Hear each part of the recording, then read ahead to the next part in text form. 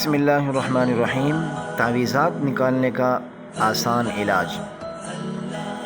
کوئی بھی شخص اگر اپنے متعلق اس کو یہ گمان ہے کہ مجھ پر کسی نے تعویذ کر دیے ہیں، یا اس کو یقین ہو چکا ہے کہ واقعتاً مجھ پر کسی نے تعویذ کیے، صرف تعویذ کیے ہی نہیں بلکہ مجھے کسی چیز میں مکس کر کے کھلائے یا پلائے گئے ہیں، تو ان تعویذات کا اثر ختم کرنے کا قرآنی علاج بالکل ہی آسان اور سہل علاج ہے۔